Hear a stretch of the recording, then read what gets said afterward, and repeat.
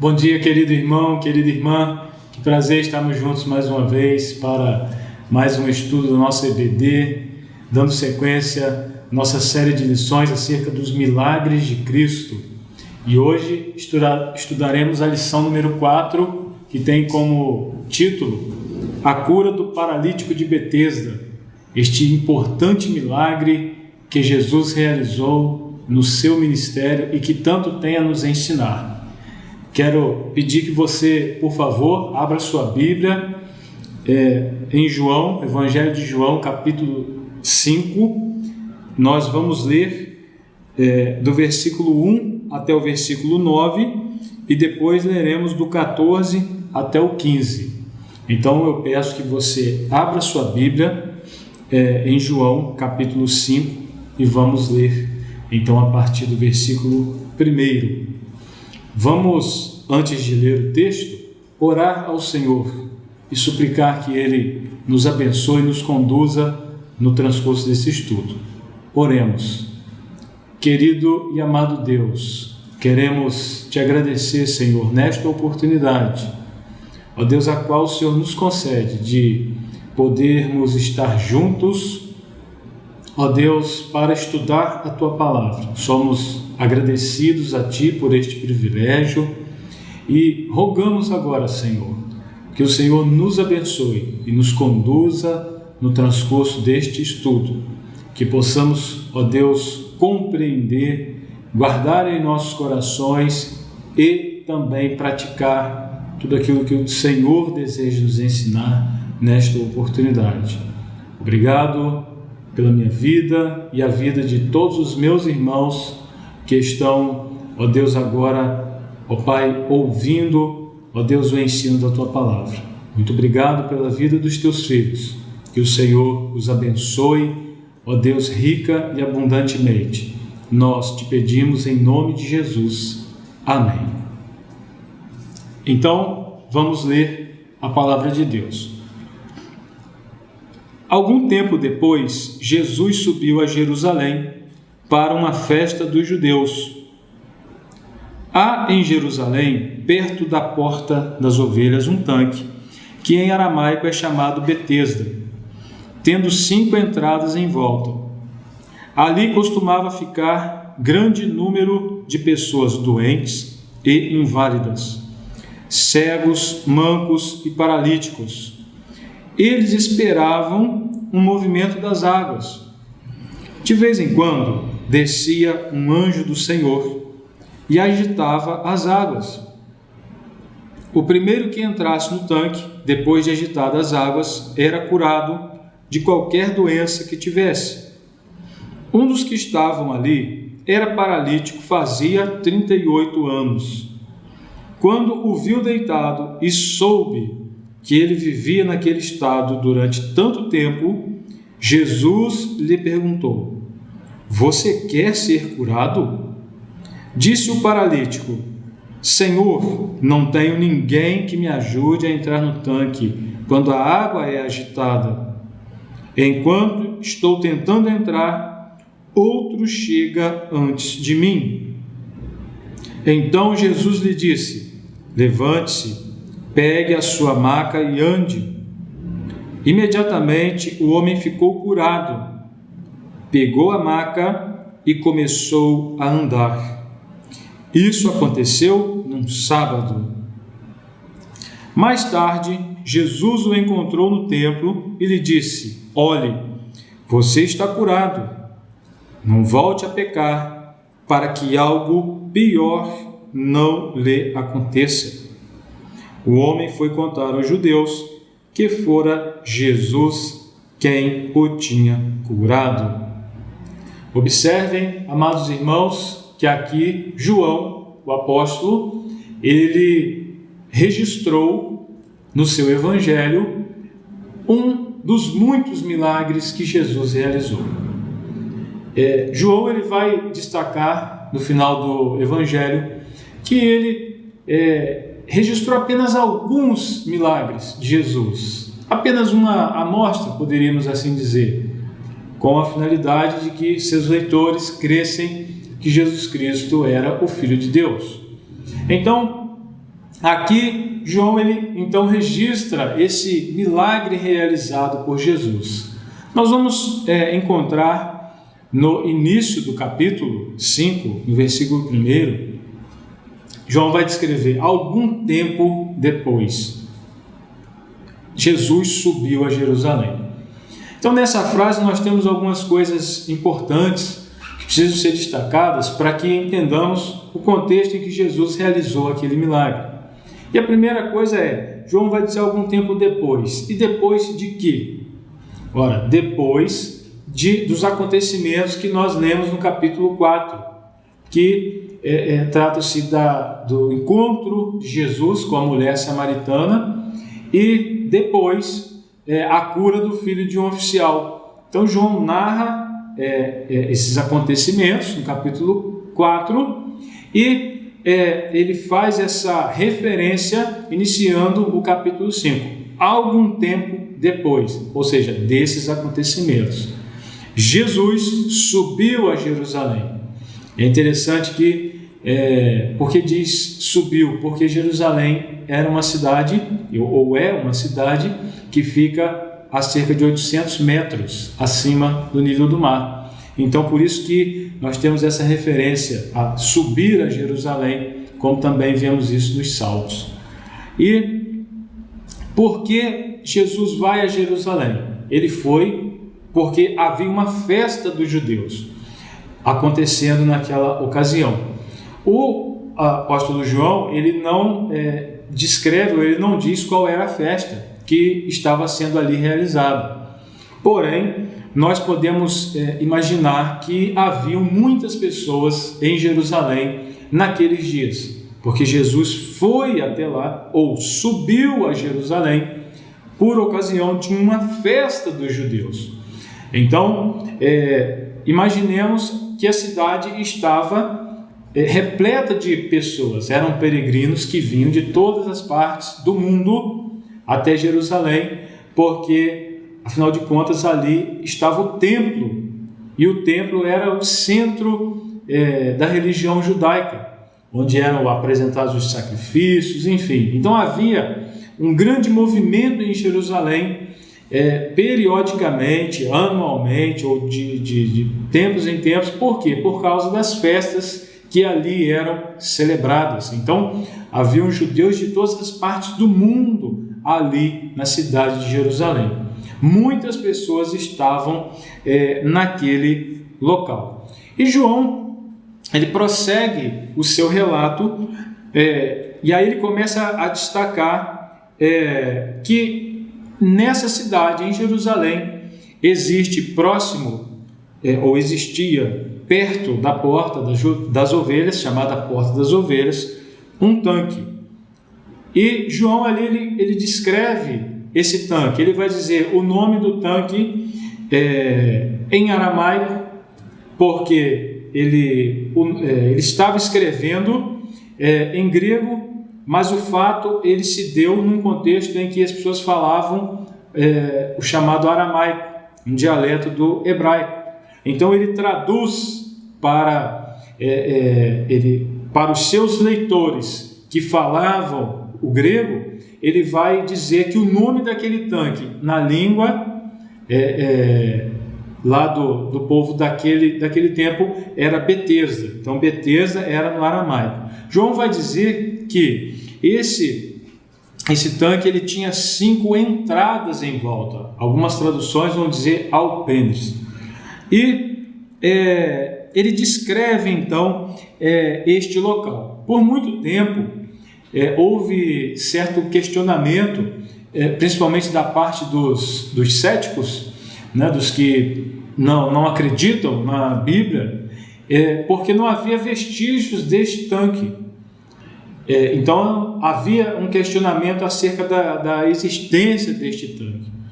E até que no final do século XIX, um arqueólogo ele descobre a localização exata desse tanque em Jerusalém, confirmando a veracidade do texto bíblico, exatamente conforme João ele descreveu, com 5 entradas.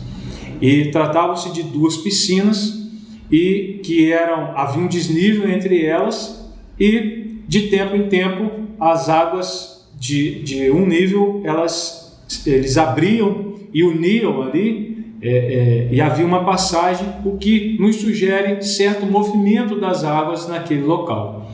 Então, e este local ele existe até hoje,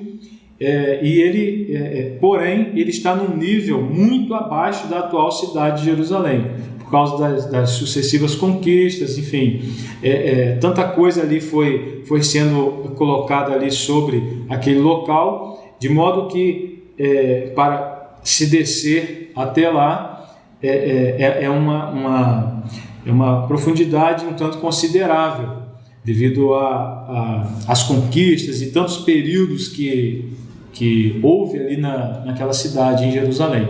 Mas foi uma descoberta extraordinária no final do século XIX que confirmou a existência do tanque de Betesda. E, meus amados irmãos, João ele descreve este tanque, porque ele vai dizer que naquele local ficavam muitas pessoas doentes. Parece que para talvez esconder aqueles doentes, ou enfim, não se sabe ao certo. O fato é que naquele local, ou para aquele local, eram levados muitas pessoas enfermas. E aí João vai dizer, muitos doentes e inválidos, e ele dá exemplo, cegos, mancos e paralíticos. Então, gente com toda espécie de doença era colocada ali naquele tanque. E nós vamos... por que isso acontecia? Por quê? Porque havia uma crença de que de tempo em tempo descia um anjo do Senhor e agitava as águas. E aquele que primeiro descesse até aquelas águas era curado de qualquer enfermidade que tivesse. E João ele diz isso. Porém, existem algumas interpretações possíveis para este texto. Existem aqueles que creem que de fato descia um anjo literalmente e agitava as águas, e ali o primeiro enfermo que descesse era curado. Então é a interpretação literal. E há uma segunda corrente que interpreta este anjo que descia como sendo uma crendice popular, pois inclusive este trecho que aqui no texto que fala sobre o anjo que descia, ele não constaria nos manuscritos gregos mais antigos do Novo Testamento. Então, por isso que é importante destacar interpretações possíveis para esta passagem. E por que então faria parte do texto? Ele teria sido inserido como uma nota explicativa e que mais tarde então passou a fazer parte do texto como uma nota de fato explicativa. Só que mesmo que haja essas duas possibilidades, isso não vai alterar o que é essencial no texto. Então, para fins do nosso estudo hoje, não é relevante pensarmos ou fazermos conjecturas acerca da natureza desse anjo que descia, se era literal, se não era, se era crendice ou se não era. Por quê? Porque isso não é a essência do texto. O essencial e o que nos de fato chama a atenção é o fato de João registrar o interesse de Jesus por aquele local. Por tudo que nós já dissemos até aqui, pense comigo. Ora, Jesus vai a Jerusalém. Jesus, alguém que já era conhecido, né, já estava percorrendo todo o país ali, no exercício do seu ministério. Ele vai até o centro da religião judaica, que era Jerusalém, e dentro de Jerusalém temos o templo, então um local que havia pessoas de todo o mundo, judeus de todas as nacionalidades, possivelmente também pessoas que não eram judeus, mas estavam em Jerusalém, uma cidade importante, naquele momento cheia de gente importante. E aí João vai dizer, o primeiro lugar que nós vamos encontrar Jesus em Jerusalém é em Betesda, justamente no lugar de gente doente, no lugar das pessoas mais desprezadas. É possível nós afirmarmos que as pessoas ali importantes que estavam em Jerusalém, gente com dinheiro, gente rica que estava ali para adoração, que interesse essas pessoas teriam em ir ao tanque de Betesda? Mas Jesus se interessou em descer àquele lugar, literalmente descer, porque haviam escadas que davam acesso às piscinas, às duas piscinas ou tanques. Então Jesus ele desce até aquele local onde estavam todos aqueles doentes.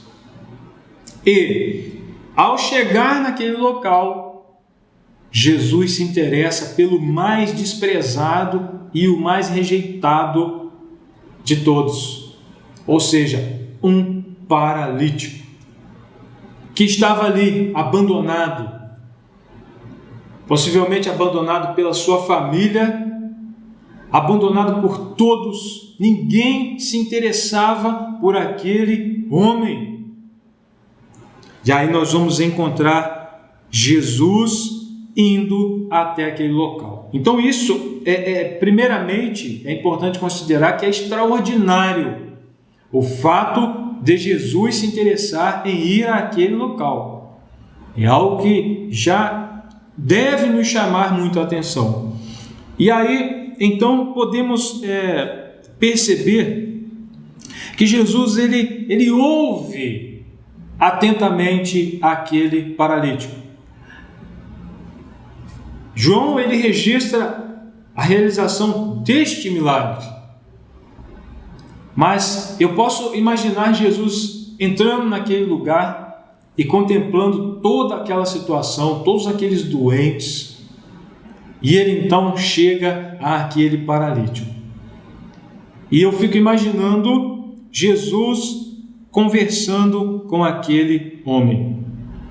Eu fico imaginando Jesus ele se aproximando dele, ele perguntando,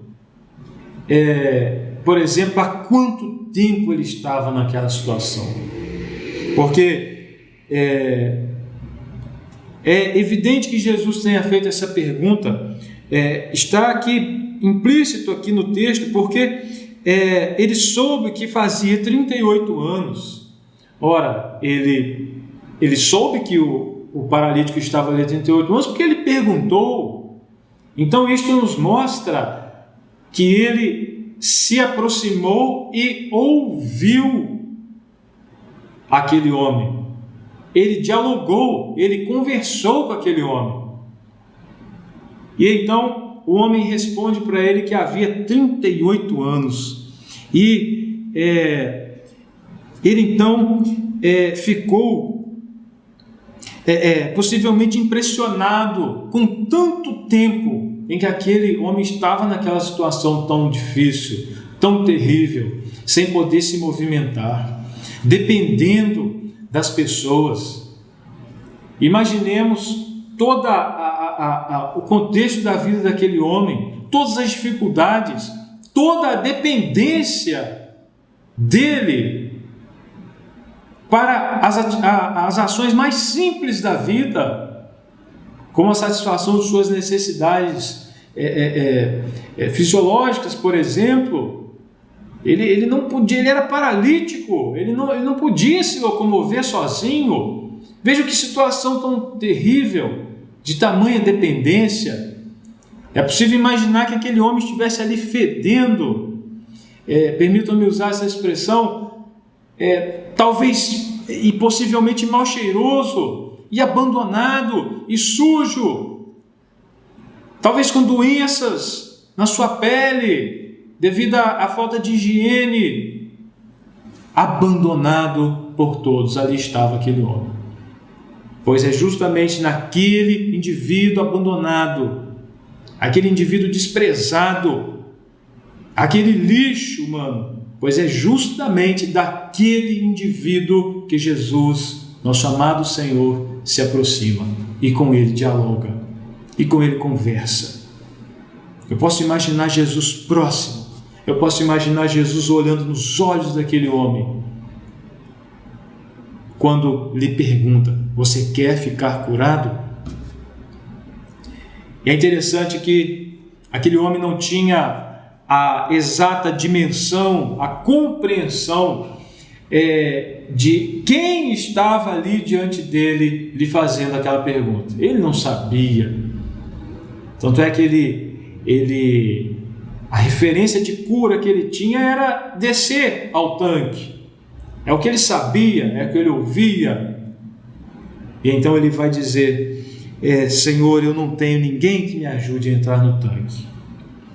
Quando a água é agitada, alguém desce antes de mim.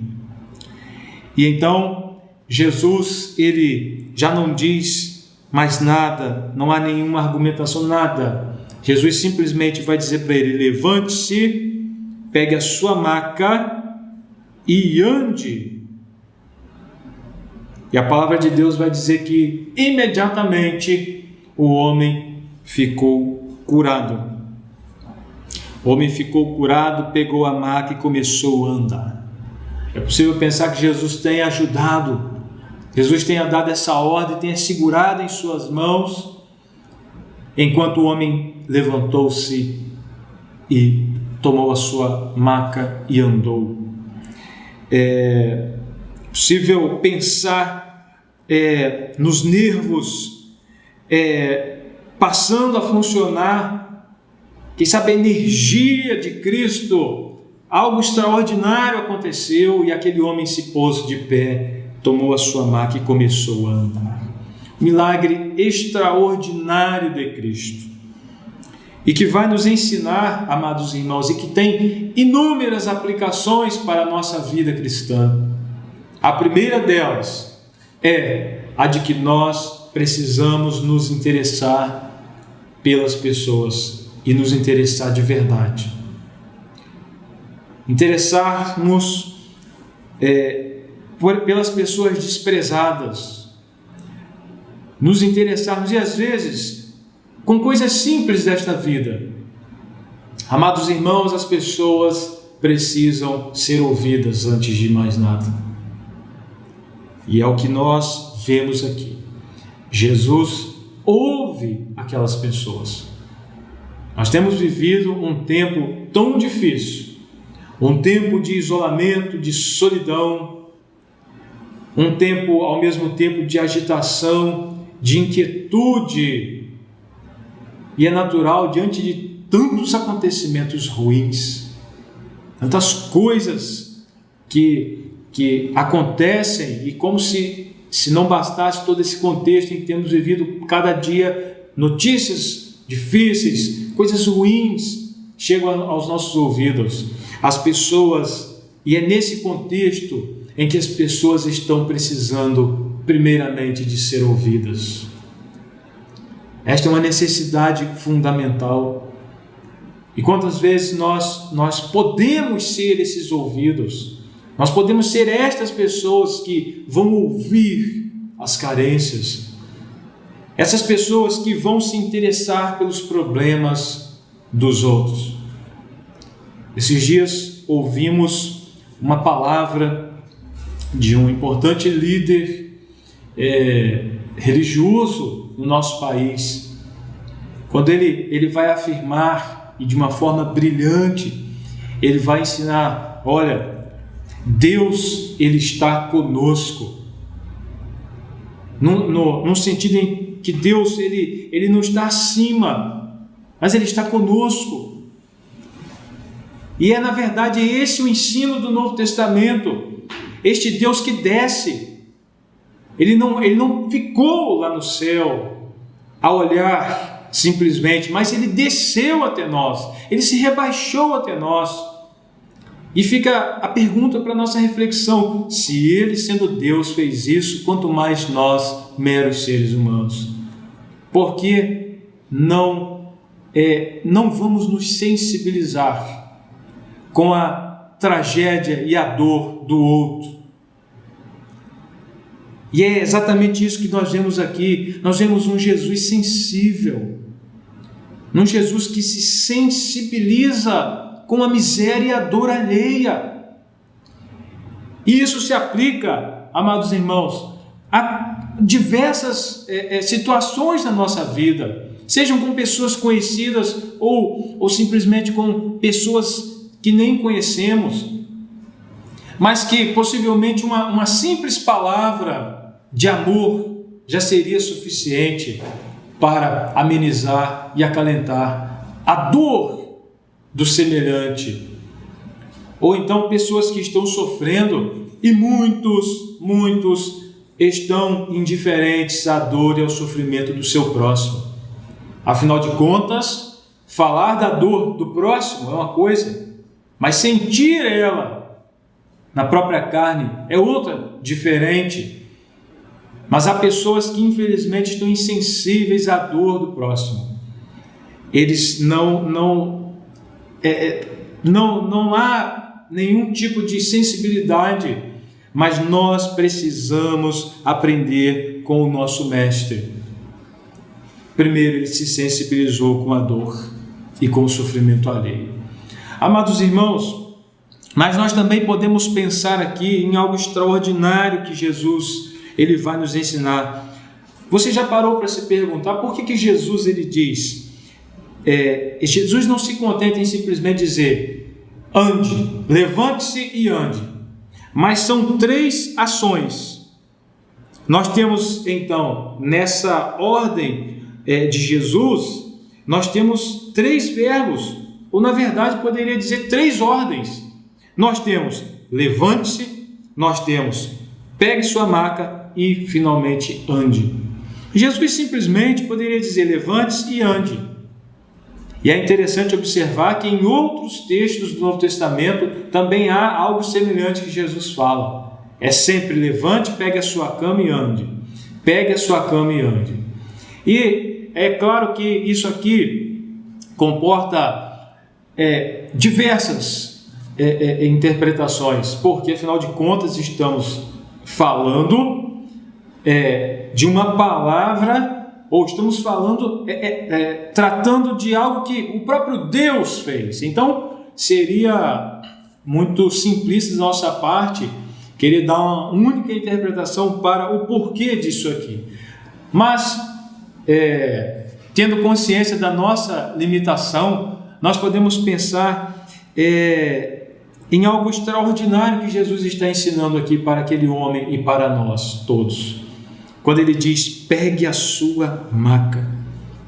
Vejam, amados irmãos, que aqui Jesus está tratando claramente de uma mudança de situação. Veja que há uma inversão. Antes a cama era o local de tristeza, era o local de invalidez, era um local de limitação, porque era o único local em que ele poderia estar. Mas Jesus ele faz questão de dizer, agora invirta, agora você vai carregar a sua cama. É uma mudança de situação, e é algo que nos traz grande ensinamento, porque nos problemas e nos desafios desta vida, muitas vezes nós não vamos nos livrar de marcas e lembranças, mas há certas situações que se tornarão para nós signos ou símbolos de vitória e de mudança. Talvez algo terrível tenha acontecido na sua vida, talvez algo triste, algo terrível no passado tenha acontecido. Porém, neste texto, Jesus ele tratando acerca exatamente disso, desta mudança em que determinada situação não vai ser apagada da nossa vida. Ela não vai ser apagada, mas ela será transformada. E é isso que Jesus faz. Só Ele faz isso. E é o que vemos claramente no texto. Só Jesus poderia ter feito tamanha transformação na vida daquele homem. Veja, nós não estamos aqui a afirmar que o discípulo de Cristo estará imune a todo tipo de problemas, que ele não vai passar por situações difíceis. Afinal de contas, o próprio Jesus em João, ele afirmou: no mundo tereis aflições. É uma afirmação, é uma certeza, infelizmente. Mas nós estamos aqui aprendendo neste texto que Jesus, e somente Ele, pode transformar tragédias e situações terríveis. Ele pode operar esta mudança na vida daqueles que nele creem. Ele pode transformar situações terríveis. Ele pode modificar. Ele tem poder para isso. Observe que a visão daquele homem era limitada. A visão de cura para ele era limitada a ser transportado por alguém até a piscina. Mas Jesus ofereceu para ele algo que ele não podia imaginar. E é exatamente isso, amados irmãos, que nós vemos no texto bíblico. Jesus realizando algo inimaginável, algo impensável, e que em toda a terra e em todos os tempos, somente Ele pôde fazer isso. Então, é exatamente por isso que Ele ordenou: levante-se, pegue a sua cama ou maca e ande. Ou seja, pegue esta situação, pegue este objeto que para você até aqui foi símbolo de limitação, foi símbolo de sofrimento, que significou sofrimento para você. A partir de agora, isso será um símbolo de vitória. Eu estou operando uma transformação. Não é que você vai se esquecer, mas você vai mudar a forma de ver esta situação. Mas Jesus diz primeiro: levante-se. Levante-se. Então Jesus dá a ordem, mas é Ele que tem que tomar aquelas decisões. E isso nos ensina, e é algo extraordinário para nós. E finalmente, amados irmãos, observamos uma atitude tremenda naquele homem. Porque Jesus, ao realizar este milagre, Jesus ele se afasta e ele sai, possivelmente pelo tamanho do movimento que isso causou naquele tanque, a cura daquele homem e a agitação que aquilo deve ter causado naquelas pessoas. Então Jesus ele sai imediatamente daquele lugar. E então o homem ele vai encontrar-se com Jesus.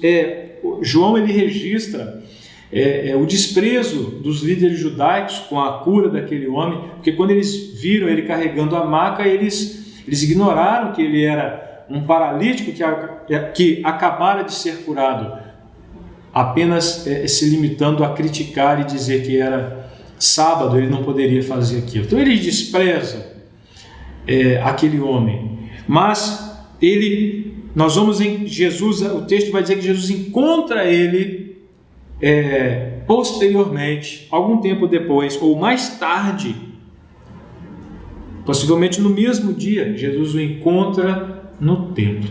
E aí salta aos nossos olhos isso, porque vejam, aquele homem ele demonstra uma atitude de gratidão.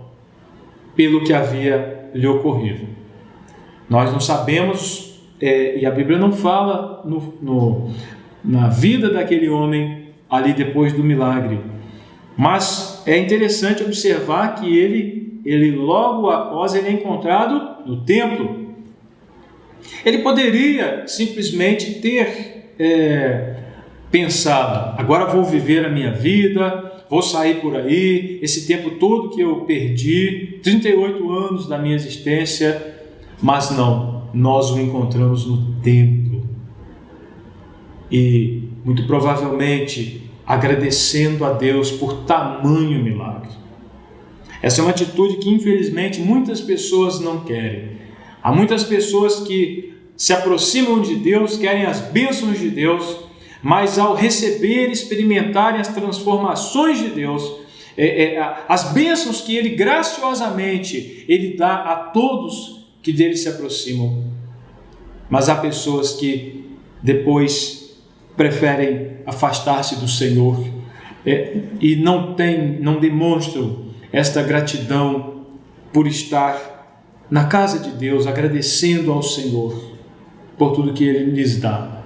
E meus irmãos, Jesus, e aqui nós finalizamos a nossa aula. Jesus ele vai afirmar para aquele homem assim, ao encontrá-lo no templo: olhe, você está curado, não volte a pecar, para que algo pior não lhe aconteça. E aqui, o que podemos aprender com isso? Ora, aqui Jesus não está afirmando que toda doença e toda enfermidade tem como causa pecado, como pode inicialmente parecer. A verdade é que João ele está claramente demonstrando a onisciência de Cristo, ou seja, que ele sabia de tudo. Aliás, é importante a gente pensar que João destaca isso em várias partes do livro, do início ao final, este atributo de Cristo, este atributo divino de Jesus, ou seja, de que ele sabia tudo. E aqui não é diferente. Porque quando João registra isso, João está querendo dizer: olha, Jesus sabia o passado daquele homem. Jesus conhecia o passado daquele homem. E que aquela enfermidade havia lhe ocorrido como consequência de pecado. Vejam que extraordinário isso. Estamos aqui tratando do próprio Deus encarnado. E como Deus ele sabia e conhecia, e por certo, quando Jesus afirma isso para aquele homem, ele deve de fato ter se lembrado e deve ter pensado que de fato ele estava diante do Filho de Deus, porque como saber e conhecer a sua experiência de tempos em que Jesus nem era nascido? Como que Jesus sabia disso? Porque é exatamente isso que Jesus está falando aqui. Olha, não peques, não volte a pecar, para que algo pior não lhe aconteça. Ou seja, eu sei o que aconteceu com você, e eu sei que isso que lhe aconteceu especificamente, esta sua enfermidade, você foi acometido disso como consequência de pecados. Não sabemos o que e nem porquê. O fato é que cremos e sabemos que foi de fato consequência de pecado. E Jesus vai dizer: não volte a pecar, para que algo pior do que lhe aconteceu não lhe aconteça. Podemos pensar que muita coisa tem acontecido com aquele homem como consequência dos seus pecados. Então Jesus está aqui, João está demonstrando claramente que Jesus conhecia o passado daquele homem, assim como conhece a minha vida e a sua vida. Ele conhece todas as experiências pelas quais passamos, de que nós talvez nem nos lembremos, mas que deixaram marcas em nossas vidas até os dias de hoje. Porém, a boa notícia é que Ele tem o poder de realizar a cura destas doenças da alma. Ele tem este poder. Pensemos nisso, amados irmãos. Meditemos nisso. Vamos refletir sobre isso. E confiar neste Deus, que, por meio de seu Filho amado, veio ao mundo, aqui viveu a nossa vida, sofreu a nossa dor, morreu a nossa morte, e que é poderoso para nos dar a vida eterna. Que Deus abençoe a sua vida e da sua família. Até um próximo encontro, se Deus nos permitir.